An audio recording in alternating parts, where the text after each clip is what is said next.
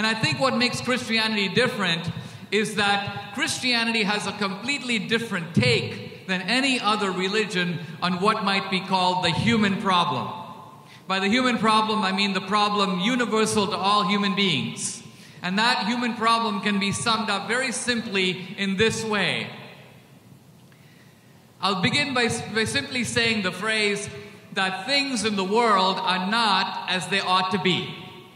Things in the world are not the way they ought to be. And I think everybody would agree. I've never met anyone who disagrees that things in the world are not the way they ought to be. But that is another way of saying that the world is over here. This is the way things are. And there's another level that everyone can envision, and that is up here. That's the way things ought to be. Perfect goodness, perfect truth, perfect beauty. This is the way things should be. This is the way things actually are. And so the big human question is, how do we get from here to here? How do we reach, you might say, the divine level? The level of goodness, of perfection, of truth.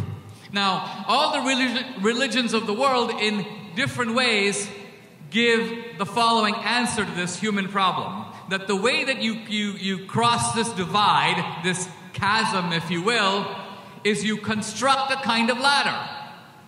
It's a ladder of do's and don'ts. It's a ladder of the way you should be, but you need to do these things in order to go step by step across this huge divide to try to reach, you might say, God, heaven, perfection, goodness.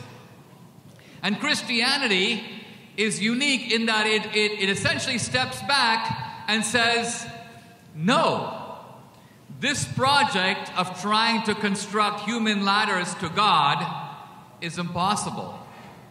It's a failure from the outset. Not to say that you can't put up a ladder, not to say that some guys won't get to the third step or the seventh step, and some people will be higher than others, but in the end it doesn't matter because the gap is too big. The chasm is too large, and that it's possible that the chasm cannot be crossed at all, but if it can be crossed, the only way for it to be crossed is from the other side. In other words, not ladders from man to God, but God reaching down to man. In other words, God has to actually descend or condescend into the world, reach across this huge chasm, and save man. Draw man up, you might say, to him. And God's ambassador to do this is Jesus Christ.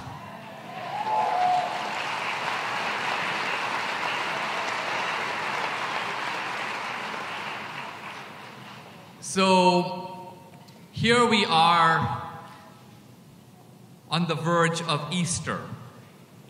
And Easter represents triumph or victory.